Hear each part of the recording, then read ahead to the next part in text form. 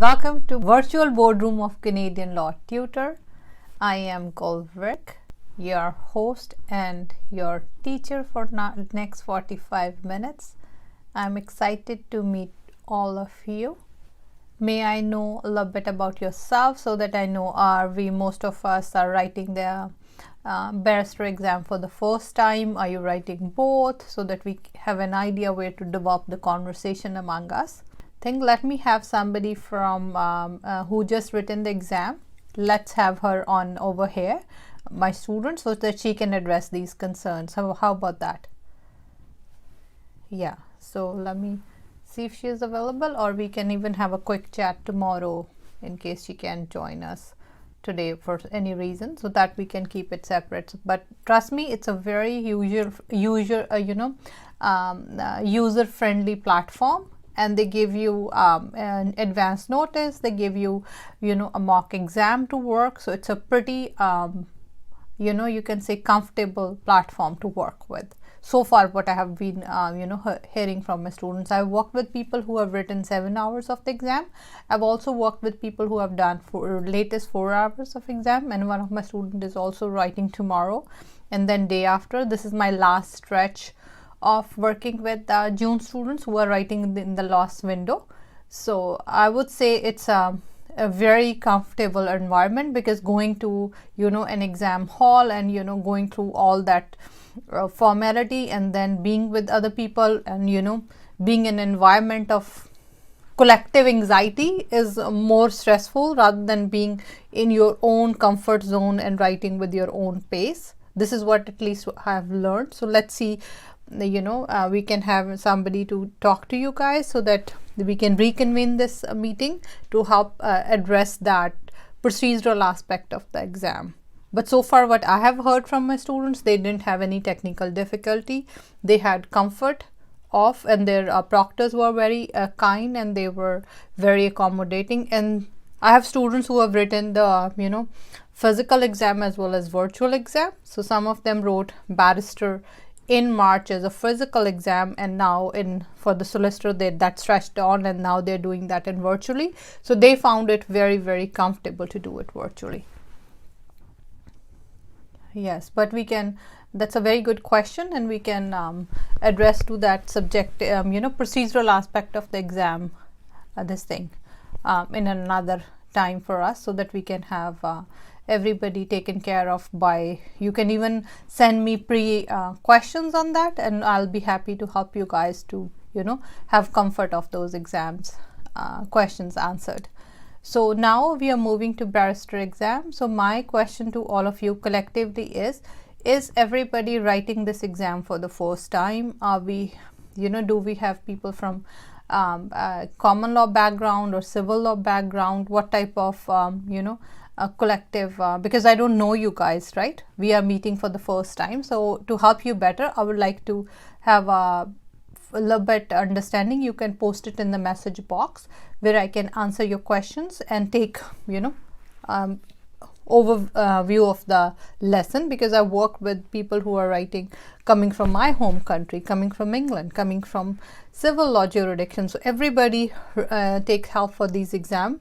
People who are writing from Osgood or University of Western Ontario or Windsor or Ottawa, so they all have different backgrounds, and their all exam prep is a little bit different. So I assume, based on the message, welcome Kim, you haven't missed anything. We haven't done anything subjective yet, so we are just cooking a story and bringing things together to have an introduction. So Kim, welcome to my virtual boardroom.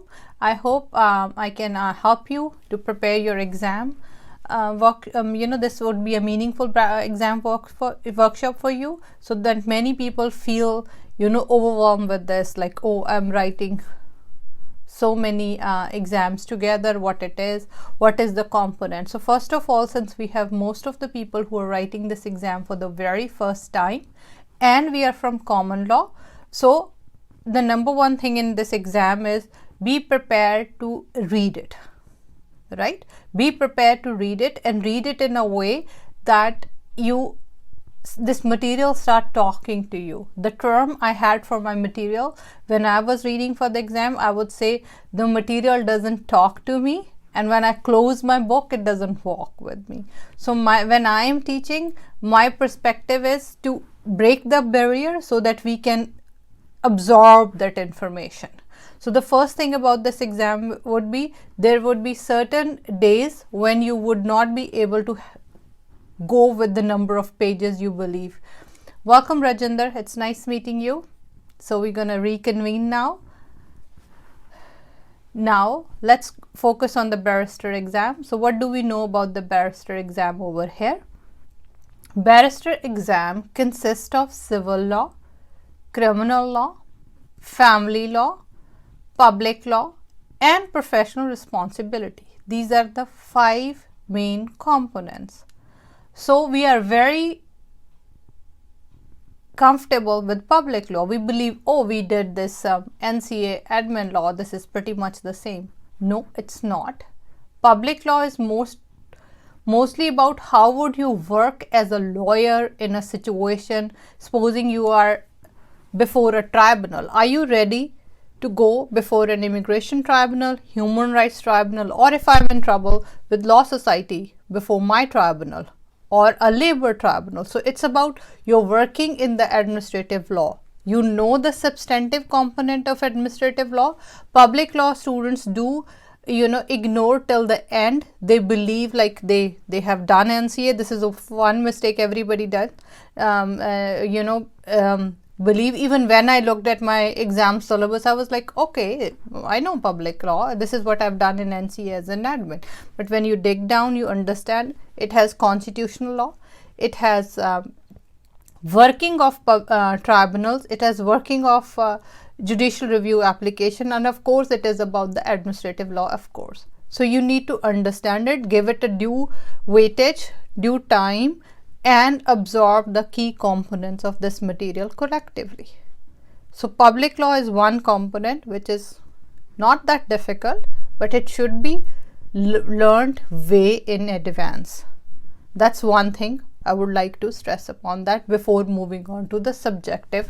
So my idea of this today's masterclass is to be able to help you to how to prepare so that when you do on your own, you should be better equipped to deal with the exam material. Another key thing we are trying to overcome over here is, in case you're trying to learn more about me, my classes, and how I work, you should have an idea how subjectively I move towards the key components in the teaching of this bar course. So our bar course is, first of all, we did the breakdown of the exam. So then we have the family law. Of course, family law is easy to read, easy to understand, but there are key components depending upon the relationship status of the parties. If we are dealing with common law, we are dealing with married people, we are dealing with broken families who are separated or who had divorced and all that stuff. So their relationship status is key to understand in the material of family law, and understanding how court system works in Canada, because barrister work is upfront. You are always on the go. You are representing your clients in the court, and you are representing them at the different platforms. So you should know what type of, which court is applicable, which court has jurisdiction. That should be crystal clear, where the appeal would be filed, where would be your motions would be filed, and how would you navigate through the process. So navigation through the process of family law, public law, civil law, as well as our criminal law is also a key component of preparing for bar exam. So bar exam is about subjective knowledge, practical knowledge, and navigation of that process throughout the system. Now we will move on to the criminal law component. What is criminal law? Try to think yourself, as we have done in our NCA criminal law exam. We will try to see who my client is, how my client is going to be helped in this process, what are his rights, what type of offense he is being charged. Is he being, going through the Ontario Court of Justice system, or he has to go through, is a higher threshold offense where he would be charged in Superior Court of Justice. In criminal law, we know that due to, in criminal law we know that due to in criminal law we know due to courts' power to make their own process in criminal justice, so we have to see the rules of Ontario Court of Justice and the rules of Superior Court of Justice to understand how the client's case would progress. My attempt is, from time to time, I'm in this field from last 8 years, from time to time I try to bring my students who have established practices in criminal law or family law or civil law, and they come into my classes and they answer practical questions for my students on voluntary basis as well, so that you have more information, more you can ask the practical questions, because sometimes when you're reading the book you would have a practical question. So we would have a guest speaker coming into our classes and answering our questions to be able to help us to understand, like, okay, that's how the system works. If I'm talking about one application, how this application would practically move, because many times we are talking about plea bargaining or we are talking about motions before trial in criminal law, we would be clueless how these things actually work in the system, right? So another component we have is the civil law. Civil law is nothing more than a timetable, right? Civil law is basically our understanding of navigating a contractual claim or a tortious claim, and we will learn the process. So depending upon what our client is, we will take. Hi Andrea, yes, I will in the last few minutes I will try to answer all the questions. If there is still a question which is not being answered this class, I want all of you to have the subjective knowledge as well for the class, not just learn about how I teach or how to prepare. I want you to learn a key this thing as well. You all have my email and you know how to reach me. I will you can learn about my classes, how I work, or a subjective question, how can I answer and help you prepare well. So we'll try to have all the questions. So now we are having the civil law. Civil law is civil procedure is my favorite part. Once you read it, you will fall in love with this subject. It is my key subject in the barrister, which I love and love teaching. Civil procedure is navigating a contractual. Can you please give me a second? Of course, I would definitely provide you my email address. You can Google me. You just put Goldwork on Facebook, you know how to reach me. It's very easy to, say. So now, next thing we are trying to say over here is, we are trying to see how civil law works. So civil law is my favorite subject. I love teaching it. It's a wonderful procedure, thoroughly laid out in our syllabus. It's very nicely laid out as we go along. So in civil procedure, try to see yourself as a contractual dispute lawyer or a tortious dispute lawyer. So try to see a person has a claim, right?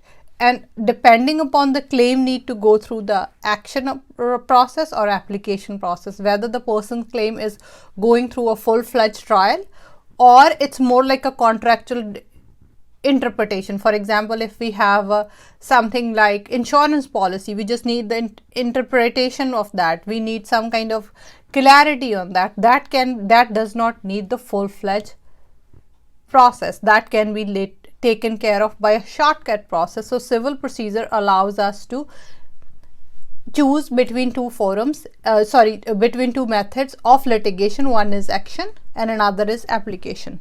So action is our full-fledged trial, which we know. Everything is trial until and unless a rule tells you this is action. This has to be done through the application process. Application process is laid down in our Rule 1405 subsection. There are two subsections. I don't remember from top of my head. See, I teach civil, but I don't remember everything top of my head. Yep. So over here we are trying to say, we are trying to understand that civil process allows us to do two choices between the system, action or application. Everything is action unless a procedure tells us to go through application, and in our case we have Rule 14, which would allow us to navigate through the application process, and then we learn the list of the things which require us to go through the application process. Now, another thing in civil procedure is learning about the appeals, learning about the motions, learning upon how to prepare the trial, and everything in civil litigation does not need to go to a trial. Sometimes people can have technical flaws in their story. They may lack jurisdiction. So in all those situations, the case can come to an end without a trial via motions. So there is a great deal of motions which can kill the litigation. Why? Because there is some flaw in the litigation, and when we have a full-fledged class on civil law, we'll go through this and we'll connect the dot. So my idea to teach is not just going from chapter 1 to 10 in one order. I teach my own ways, the way my students are understanding to connect the dots of the story. That's how they can navigate the process. And I use resources, I provide videos, I provide charts, of course, and we have guest speakers to come and talk about the cases. And I also take help of live cases recently decided by Ontario Court of Appeal or Supreme Court of Canada to understand how these things actually happen in this. So for example, if we are talking about the discovery process, what is discovery? Discovery is simply a way to do our homework for the trial. In civil procedure, we do not have any you can say secrets in the trial. We should come up upfront by telling everybody, each other, that this is what we have.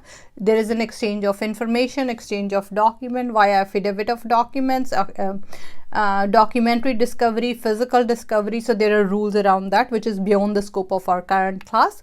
But then in the discovery process, we will learn what is the responsibility of the lawyer, how lawyer need to navigate through the process, and how we make our client aware about the process. So civil procedure is about the various steps in the litigation, but first of all, try to understand yourself as I said, a contractual lawyer, or as well as a tortious claim lawyer who's helping the client to navigate the process. Of course, then we have the appeals, then we have the evidence component. If you haven't done NCA, before my classes, I need to know whether you have done NCA evidence law exam or not. If you haven't done NCA evidence law exam, then I need to give you a introduction of evidence, and I teach bar exam evidence as a separate mini course as part of my classes, so that we can learn how evidence law would be used in civil litigation, criminal law, family law, or in public law. The biggest thing in our bar exam is our professional responsibility. So always remember, professional responsibility is our professional responsibility course is our key area in which we are trying to understand what the lawyer's role is as per the Law Society of Ontario rules and bylaws. Many students leave reading the bylaws till the end. They believe, oh, these are just few pages, I can read in the end. Do not commit that mistake. Make sure in advance, slowly, every week you allocate some time to slowly read professional responsibility. How to read professional responsibility? You read the book, the rules, and the bylaws together in conjunction with each other, so that you have, when you read the book, you can go to the component of breakdown given in our rules, and you can read the commentary and relate to it. Many students feel that reading professional responsibility is quite quick. I can read it in 3 days. We can read it in 3 days or 2 days, but have we actually consumed it in the way we were required to? Have we actually absorbed it if the way we were required to it? That really depends. For that reason, I would recommend you from day one, allocate every week at least 3 days to start reading your professional responsibility as you slowly go in through that process. We are so scared of law, we don't want to read professional responsibility till the end. That can be a very fatal exam prep. So why would you need professional responsibility in advance? So that you are very, very comfortable with all the rules, all the bylaws and the key chapters in the professional responsibility course. They are all equally important, and in exam then you don't get confused. The many students who fail the exam was for the reason because they cannot differentiate between professional responsibility or legal question. They believe that the question was going both ways. So why? Because they would either of them they don't have command. So for successful bar preparation, you should have command on everything. You should have command on all the rules, and that's how we should be preparing for this. Now I would slowly take your questions so that I can help you to answer your bar exam concern, fear or apprehension. So we'll start with the chat, and you can even give me a second. Let me have the chat. Yes. So we have somebody from civil law jurisdiction, and yes, writing for the first time.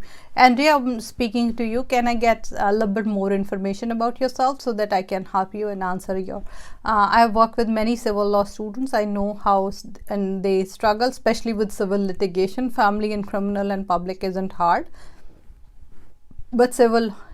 Go ahead, please. Okay, so I'll answer your questions. Yeah, there are multiple questions. Let's see if I miss out something, please send me an email, and you can just reach out to me if you put Goldberg on Facebook. My page is Canadian Law Tutor. There are two ways to reach out to me. I have a website, and we would be able to answer your concerns and help you in that. But for begin with, I would try to distinguish the myth of indices. Indices are very helpful tool, but there I would say indices are there to confirm the answer, not to find the answer. So we should know things, right? So in and out. The way I train my students, even though the exam is for 1 hour, exam allocation allows you to answer a question between 1 minute and 20 seconds. My students usually, who are fully trained by me, they can answer 20 to 30 seconds.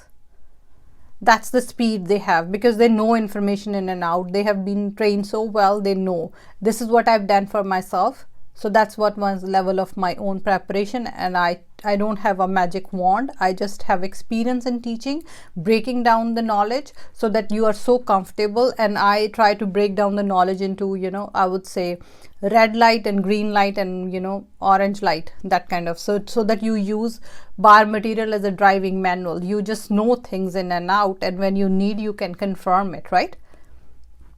That should be, yeah. So don't rely upon a summary. Summaries are good to read, but there is no perfection in summaries. Even if you go with my summary, I would miss out something. The bar material is quite condensed. It is, you can say it's impossible to make a perfect summary for anything, right? So summaries are good guidelines to understand. Oh, that's how people learn and break down the material. That's fine. You can buy from me, buy from anybody else. But the point is, you should rely upon your own knowledge. You should be able to know things on your own, because I may miss out something which I believe is so obvious, right? But for you, it would be different. So the next thing is reading the material twice. No. The Law Society says you should read material 3 times. I would say read 3 times once you understood it. The first reading should be your understanding. Of course, you should be highlighting at that time, but you should not be over highlighting at that time, right?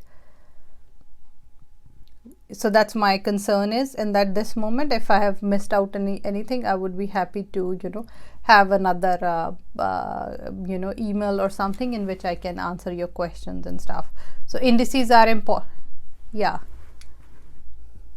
Hi Kim, it's not 90 seconds. I'm sharing my, please provide your email. Everybody would be receiving the breakdown of the exam. So I have prepared exam timer sheet, which you can use to understand how would you be answering. You would be receiving the sheet free of charge for attending this class. A little bit different for NCA students who have only written in the key core subjects. They find it all over the place, since they haven't done the property law component, they haven't done the business law or real estate or estate planning.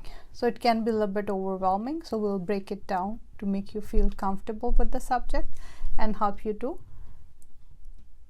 prepare for this exam in a better way. So let's start with the exam preparation, and may I have a question for all of you. Are you all writing for the first time? Are you rewriting? Are you from common law background or civil law background, so that I can a little bit change my input based on our audience?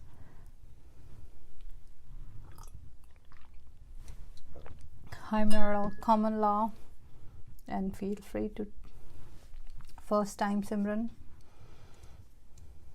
writing for the first time, that's perfect. So you're well in time to prepare for this exam.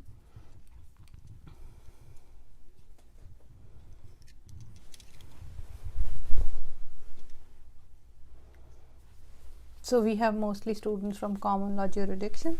So I would give you a breakdown of this exam, how this exam work, what does it mean for you. If you have just written your NCA exams, you are going to start reading from your solicitor books. You book with Law Society, buy your material, and you start reading with the materials. You may find the language a little bit hard. You might find the information all over the place.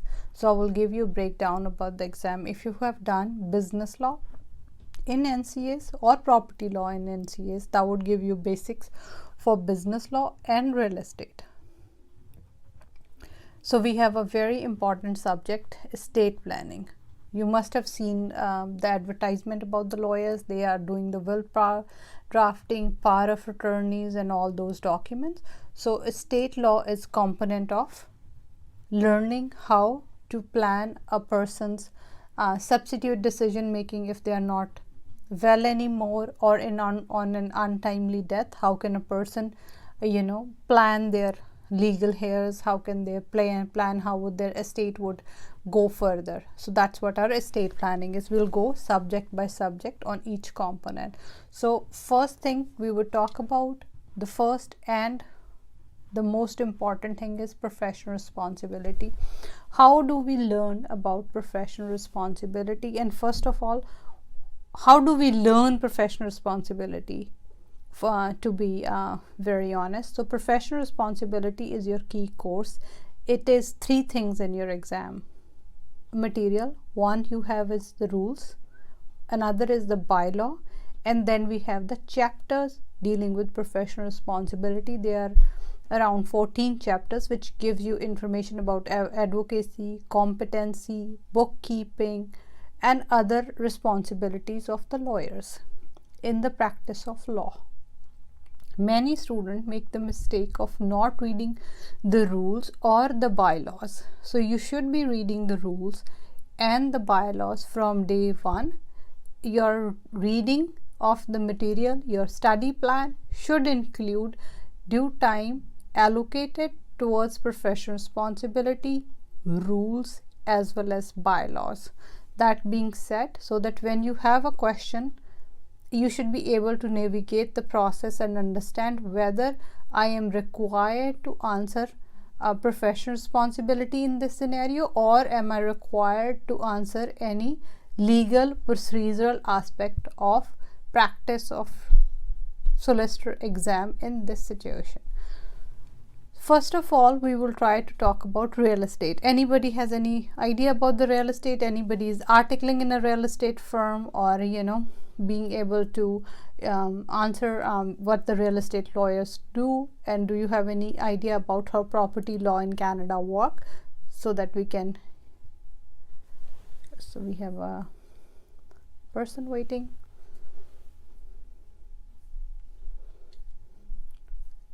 Welcome, Nabil. I think you signed up for barrister and now we have moved on to solicitor, but you're more than welcome to stay and enjoy the conversation, ask questions and learn. Yes, Paula, so you took the property law class, but you have no experience in real estate. Okay, that being said, the real estate exam is about navigating the steps of the deal. So as a lawyer, you should know what type of role you play in drafting of agreement of purchase and sale. If it has already been signed, what type of due diligence process is involved in the exam, in your syllabus. And then if both these steps have been complied with, there are any issues, any litigation, any problems with the deal, how to deal with the remedies and requisition in this. Requisition are more like legal notices which you send to other party, like you need to do ABC, these are our rights. That's how we would work around that. So real estate, you have to sit in your chair and see yourself as a real estate lawyer. Are you the lawyer who is drafting the agreement of purchase and sale? There is one area of the exam allocated to that, then one area of the exam is allocated to due diligence process, and one area of exam is allocated to resolving the due diligence process. Next thing we have over here is that being compliant with, then we have the closing, the deal, and the steps about the closing.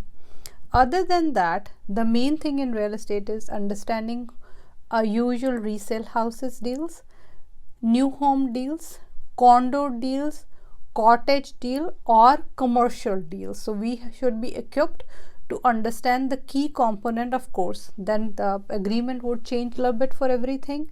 The due diligence will change, depends upon what type of real estate we are dealing with, and of course our closing steps would change, dealing with everything. So they are basically the main thing. But when you have to do pre-closing steps or post-closing reporting for a, you can say 20 million deal would be different than a house, than a condo which is $500,000 condo. So it really depends upon the factors. So when we are breaking down the material, we're trying to understand what the agreement of purchase is talking about, what due diligence process is talking about, what we are talking about in the later steps in the deal. And of course, we have the loan transaction, the rules about the loan, and the rules about the mortgage remedies, and how the banks and lawyer and the client and the seller's lawyer play in the deal. So when we start learning the actual courses, we break it down into all this. If you're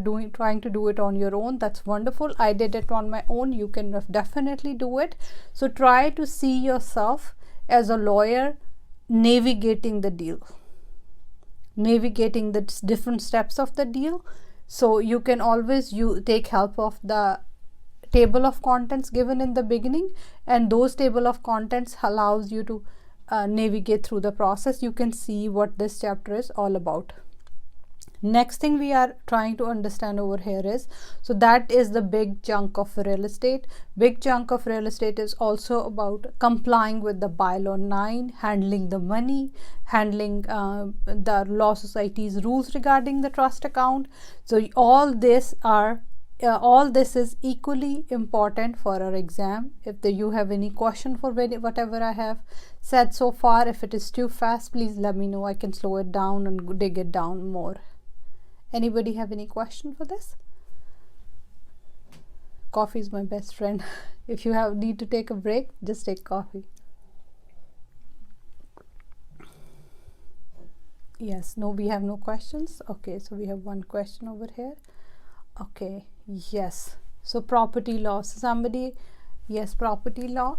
Yes, property law is a very interesting subject because it teaches you about all the different aspects of Canadian property, about the mining rights, about the Aboriginal property rights. So it's a crucial subject. Somebody asked me, no, you don't need to have a NCA course for property to learn real estate. Real estate can be learned. Of course, there's a little bit of background at times. There are many resources available on internet as well. If you go, you can research it, and I'm in a process of uploading the helpful resources on my upgraded website, so that people who are self-studying, they can take help of those resources and navigate that through that. So next question I have from is business law. Yes, business law. Now see what type of business we do in Canada. We can be a sole proprietor, you can be a co-owner of a property, you can run a venture together, you can buy a big business, a corporation, you can incorporate. So it all depends upon various factors. So incorporating, the process of incorporation, understanding the corporate liability, the life of a corporation as it goes through the Canadian legal system and business law system is one big concept of business law. Yes, I teach, and yes, Nabil, that's a very good question. I teach taxation from scratch. I have my own sheets in which we work through, and we do work taxation as well. I teach taxation, I teach taxation even for NCA exams. So I teach all NCA courses and each and every component of bar exam, including professional responsibility. My courses are very thorough. Thank you. My pleasure to answer any question. Yes, so we were going through the business law component.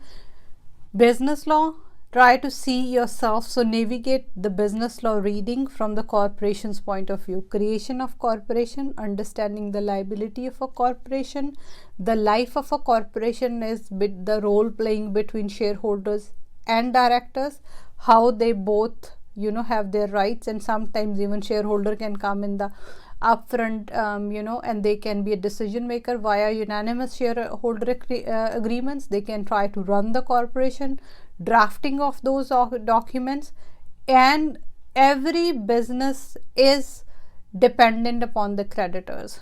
So in our business law exam, we will learn the role of the creditors, what type of credits are available, how people go through those processes, and how people learn. So how would you help a secured creditor, unsecured creditor? How would you give advice to them to protect their security interest? Why? Because if bankruptcy happens, we have to see who is in tussle with trustee in bankruptcy. So that's a very big question to understand, that trustee in bankruptcy, and understanding the role of secured creditor, the protection available to secured creditor or unsecured creditor in this process, advising them, making sure their security interest stayed intact and try to protect them, and what is the government's interest in this, how banks play. So when you are reading a subject, don't just read from one chapter to second and third. Pause, step back, and try to see what's going on. You can use example of Sears, what happened with the Sears, and last year we also had rumors about the Bay going into trouble. So try to relate what's happening in the world right now, how things are working, and how can we navigate through that. So my idea of teaching is try to connect with the real world, of course with the bar exam as well. So understanding the knowledge from the exam perspective and relating it to the real world, so that navigating through the knowledge is more personalized, more it sticks with you. Because at times we just keep reading in law, and law can be overwhelming. So my idea is to get those examples right before you, and you can navigate through that. Yes, I have a question. Yes, do you give charts? Yes, I give charts. I give ancillary material for my classes, during my classes, but there is no perfect substitute of my bar material. You need to read it. I am not here to promote any material. Trust me, there are tons of materials. You can prepare your charts, but there is no perfect substitute of the bar material. Everybody writes with their own perspective. I may think something is important and something other is not so important, which can be a huge concept for you, a challenge for you. So make sure you read the bar material thoroughly, and the current updated bar material, buy it from the Law Society, learn it, and if you need help, take classes. If the best tutor at time can be Google, so don't shy to Google. I learned a lot from Google going through the process. There are many excellent resources available where you can self-learn. Yes, so next question I have is which topic to start. So I would say to start with my courses are run around 1.5 months in time, and the prices and allocation I will definitely write. It will just take us off topic, so please provide your email I would try to answer all the emails over here, and I need to send you email as well. Give me a second. Yes, so we will work through those things. If somebody misses out any information, just email me at goalwork@gmail.com. goalwork@gmail.com. That's the easiest way to reach out to me. I do give one-on-one classes as well, because depends upon a student's need, because sometimes you are so good in certain things you don't need to go everything, so you don't have to go for the whole course. You can take one-on-one help as well, and we can definitely work out on one-on-one class package as well. And I do offer group classes for both NCA and bar. My groups are running all year round. This is what I like to do. So I keep working. So I'm a person who is reading bar material over and over again. Yes, so I have another question about this. Okay, which topic to start with? I would say it really depends which exam you have written. If you have written family law exam in NCA, then you should go with the estate planning. If you haven't done anything, then you can start with real estate. Real estate is a little bit dry reading, but it's not very overwhelming, which are my personal experiences. So you should be able to read it, because material is not that dense. It starts responding to you. Reading the reading the business law in the beginning can be a little bit, if you don't have a business background, it can be a little bit overwhelming for person. It can be dry, it can be too technical at times, but real estate itself is an easy read. The pages go swiftly. So if you want to build your confidence reading with this, I would say go with real estate. This is my personal opinion. So based on my own reading and the way I work, I would say reading the real estate is easy to start with. Anybody else have any question? And you can even unmute yourself and ask me a question. Victoria, would you like to ask me anything? Good. Yeah, we should start reading. Go ahead, please. Hi, Meryl. It's lovely having you again. Yes, thank you. You have one more thing I would like to add. You have very good energy. You bring, vibrant energy to my class. I enjoyed having you. Thank you very much.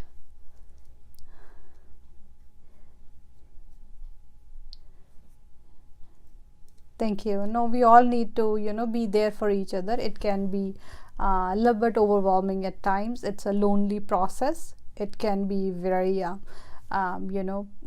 times frustrating and depressing. So if we have help of each other, and if you feel this way, that girl also struggle with her exam, will help you.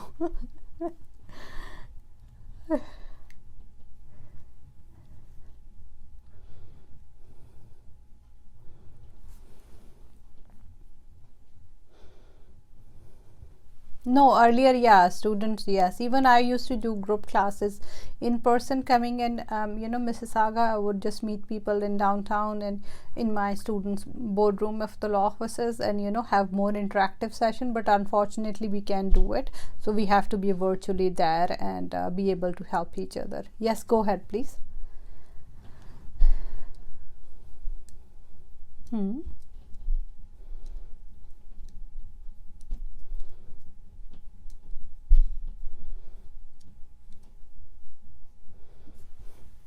There is no wastage of time, trust me. There is no wastage of time.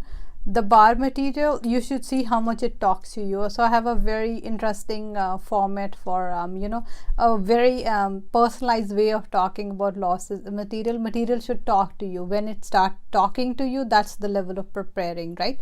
So it means when you read a page, you reflect back, and you should be able to have at least 3 key components from that page, right? So for example, if you're reading real estate, you're reading one chapter, and you should be able to step back from the chapter and say, oh, I'm a buyer's lawyer. These 3 things I learned from this information, which are crucial for my practice as a real estate lawyer. So you should have that kind of friendship with your material.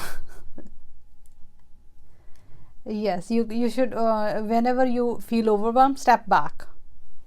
Because sometimes when you keep reading, you run a dry spell, right? You feel like you are banging your head in something and it doesn't talk to you. So for that moment, you have to like develop this key. Everybody, goes through this kind of frustrating period. So you need to step back and say, okay, that's fine, this is too much, let me just go back and see what I'm doing, right? So it becomes a big philosophical question in bar exam universe, like, who am I? So I'm a buyer's lawyer, I'm a seller's lawyer, I'm a business handling, am I handling a business deal, do I have to advise somebody on the mortgage, am I advising somebody on something else? So it all depends who you are, right, in this situation. So try to have this breakdown in your head and try to talk to yourself. I used to talk to myself a lot during the process. I would like close the book and talk to the book. Your book, be nice to me. These are the 5 things I learned, and let's see, based on these 5, there's another 5, there's another 5, there's another 5, right? Yes, go ahead, please. My pleasure. So anybody have any other questions, so we can go ahead and answer more and more questions about the process. Yes, one more question about my classes. Yes, my classes are both one-on-one and group classes. You can send me a personal email so that see how this would help you, and I would be happy to advise you, even in case you're rewriting.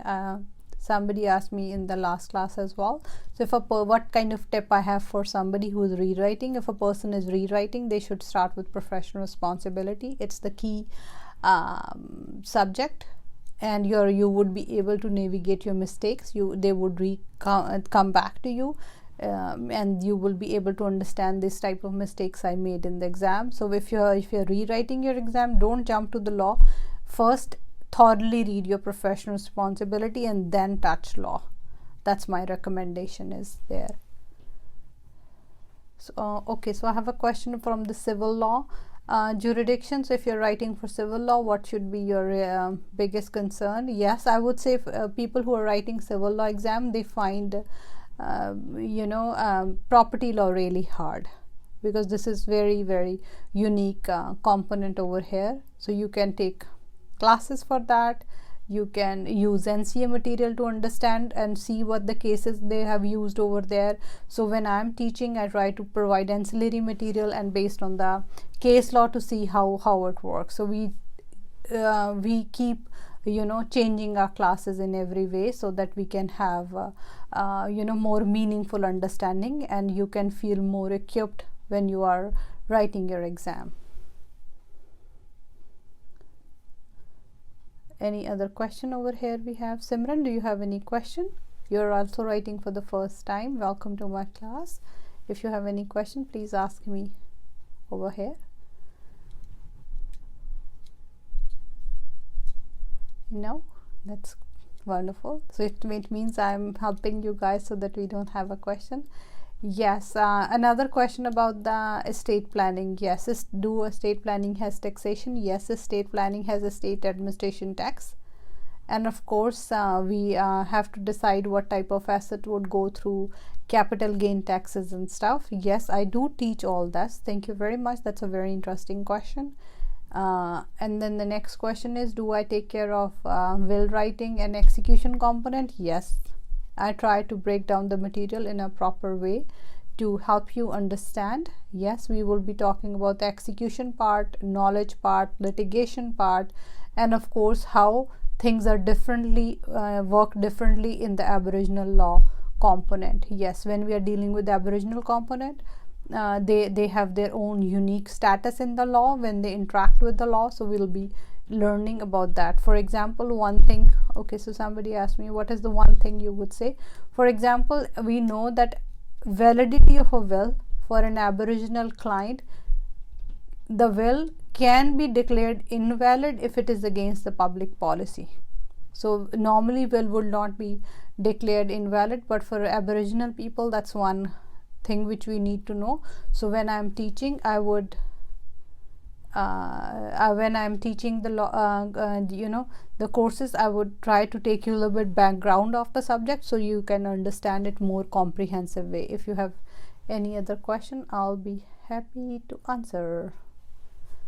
Maybe I'm scared to answer at times. Yes, go ahead. Any specific question, subjective question? If somebody has read their materials and they don't understand a key component, you can shoot a subjective question as well. So these are our. Yes, go ahead, Meryl. Yes, hi. May I have your? Can I have your name, please? Hi, Jessie.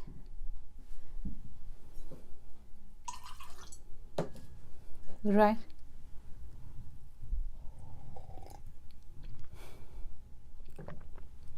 Yeah.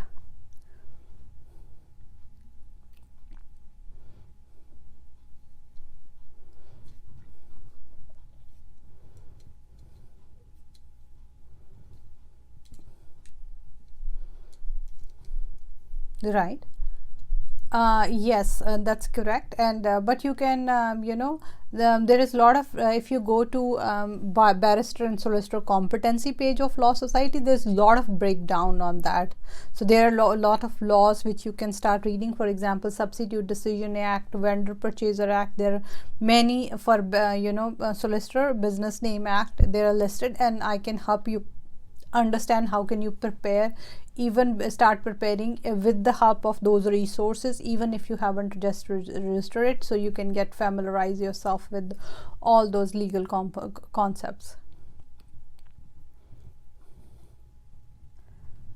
Yeah, so you can private message me. I would say I'm not very comfortable with Zoom, how to get the retract the Zoom chat. If you please send me just email, drop your email on my page, Canadian Law Tutor. You can just message your email with a short message that you have attended my class and you need more help. So please leave me a message on my page on Facebook, Canadian Law Tutor, with a short message, and I'll try to get back to you with all the details, all the key questions you may have, and you have a friend in the process. Even if you're not taking my classes, you have just random question, and if I have time, I would happy to help you. It can be emotionally draining. You need to prepare your exam, as I said, for your family as well. Like, tell them, now I'm in my bar exam mode. At times I'm a gorilla, at times I'm a docile cat, so please bear with me. Tell your spouse, tell your family, and it's very emotional, very emotionally draining. So you need a good support system, because it's a transformational journey for everybody, right? Yeah, but it's not scary, but trust me, it's worth it. It's doable, it's worth it. No, it's doable, and of course it is worth it. Yes. Hi Nabil, go ahead please.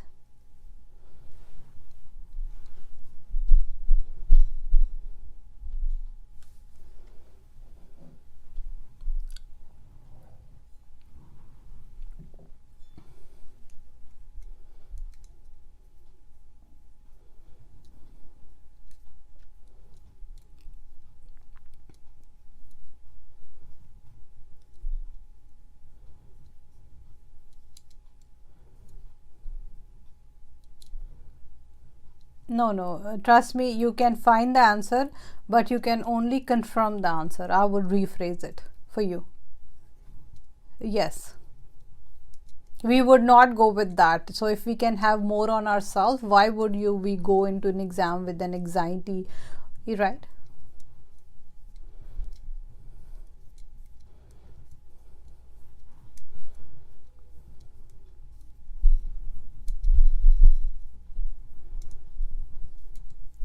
Right. That is called creating memory maps in your brain, right? So this is what a technique I developed in my exams.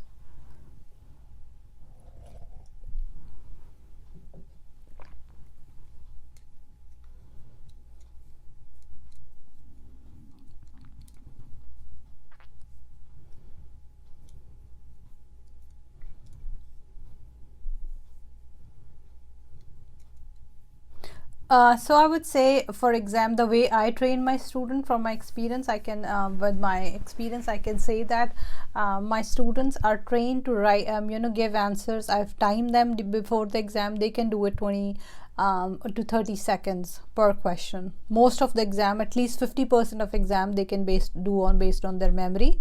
50 to 70, I would say. I did my exam 70% based on memory. I did use indices. I did confirm certain answers. I won't say that I remembered everything by heart, but doing an exam, 50% of exam based on memory, gives you an edge in those questions in which you would be struggling. Of course, there would be certain questions which need at least 2 or 3 minutes to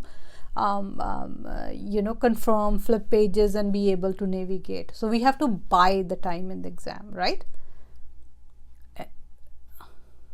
There's no time extra coming from anywhere. Decrease. So we used to have 1 minute and 40 seconds. Now we come down to 1 minute and 20 seconds. But really makes no difference for my student, because when we are already doing for 20 to 30 seconds, why would we worry about a minute? No, I would say yes. Hi, go ahead. No, Nabil, do you have anything more to say?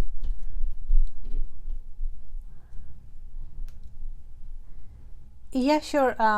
Please, I'm not very good at retrieving information from chat, so please just send me a message, a short message on my Facebook page, Canadian Law Tutor. Just shoot me a message, or my personal page, call work, and I'll be happy to answer your questions. And where you reach my first information, wherever, just keep sending me.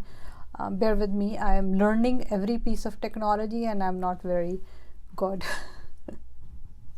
Yeah. Because I don't want anybody to feel that I didn't respond and I miss out. Everybody, whether you're my student or not, I relate to you. I relate to your journey, and I believe it's doable journey. And if you find it a little bit overwhelming, or you need to talk, you know where to come, and there are a lot of resources, lot of help available. It's a doable process. It's challenging, of course. It's challenging. It is very, very challenging, lonely, but it's doable. Yes, Tammy, you just joined our class. I hope you can get the recording somehow and learn what we have discussed. And if you have any quick question, please shoot me a question. You're welcome to unmute yourself and ask me a question. So Meryl, you had one question. You can now go ahead.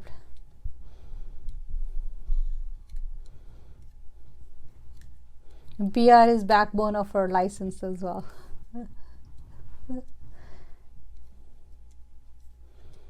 Of course.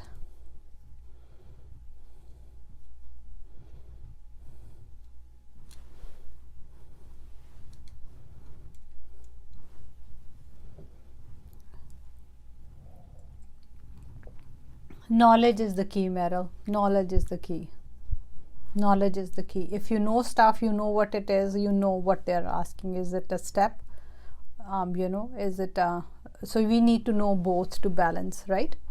So we need enough information about law. We need enough information about the process. We need enough information about the rules and the bylaws. That's why I say don't leave reading till the end. Many students do this mistake. They will say, oh, I will read it, because we are more coming from law school. We are more reading law all the time, right? Yes, the conjunction in each other, and try to balance it out. And one best thing about professional responsibilities, when you're tired, it talks to you. Trust me. When the other bar material stops talking to you, your professional responsibility is your amazing friend who will continue to talk to you. So you can, I have a trick for that. When you're tired, don't postpone your readings. Don't say, I won't read today. Utilize that time to read professional responsibility. You can still absorb it. Yeah, my pleasure. Go ahead, please.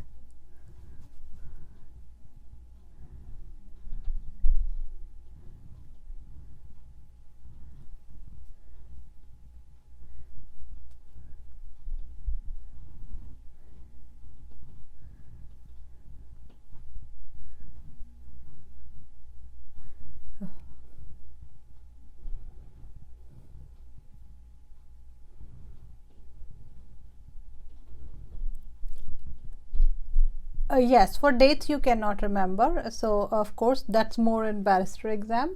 But over here, that solicitor exam, of course, you need overall understanding. You need to understand overall business deal, overall real estate deals, and you can develop. I would say you can develop your charts and stuff.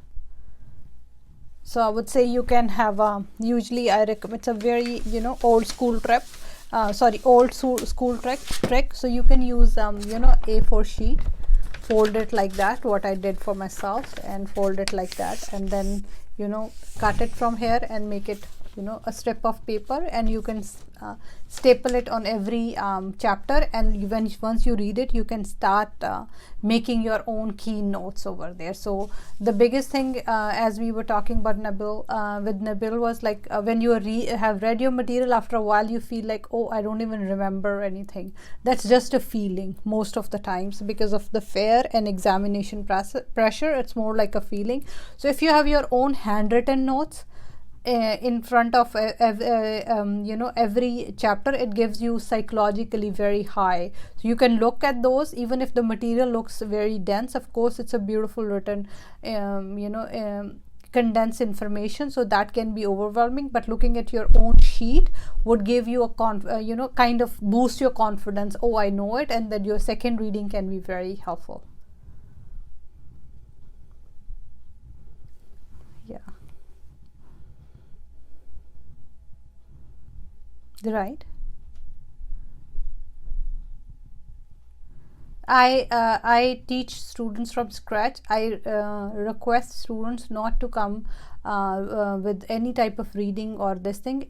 Let me teach you from scratch. Let me break down the material, make your journey easy. Invest your time reading after my classes in more absorbing it and memorizing it, and try to use that information. There is no pre-reading required for my classes at all. I take it from scratch. But if you have read your material and you are coming for review classes, let me know. You are welcome to do that as well. But to learn the material, I always say no pre-reading is required for my bar classes. Yes, thank you. Go ahead, please.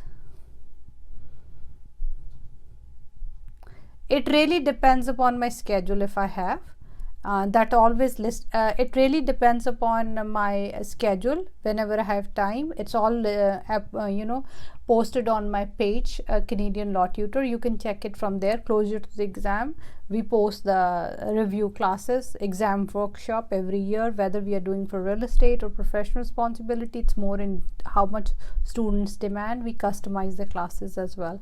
It's all available on my page, and you can just check it from there. Before the exam, usually a week before exam, I do offer, or 10 days before exam, I offer review classes. That's the usually pattern is. Correct. November and March, both. These are for November and March. I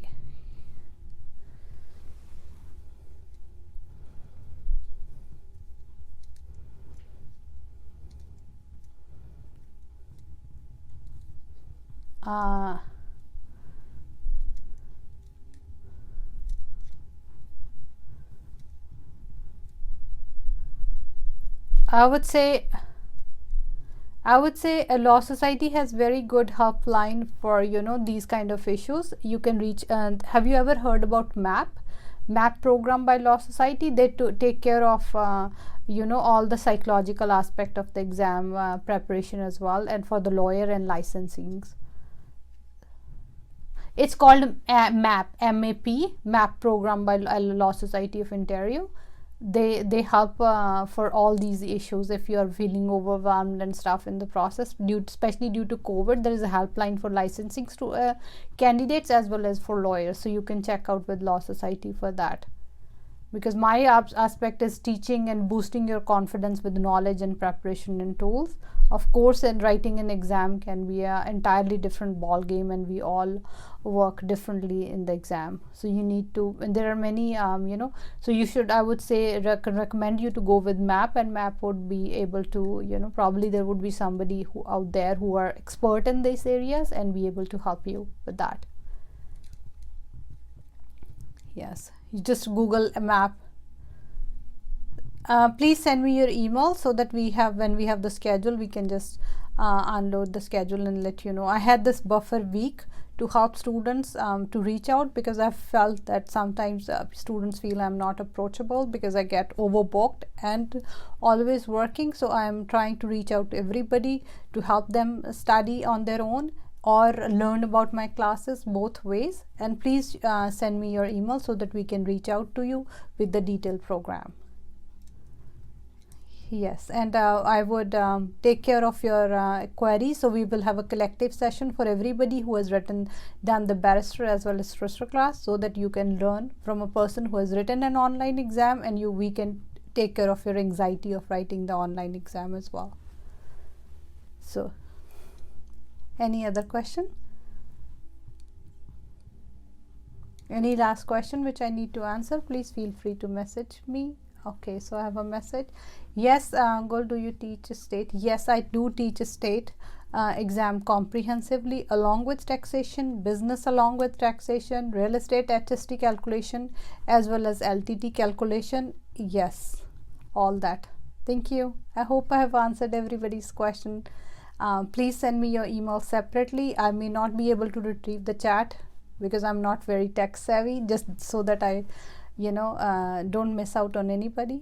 So thank you very much for joining Canadian Law Tutors Virtual Boardroom. It is pleasure meeting all of you, and I hope my session will help you in your exam journey. It's doable process. It is overwhelming and lonely, so reach out for your friends, family, and other resources. Talk to your table of contents, make it your friend for next 2 months, and let it help you. Take care. Good luck.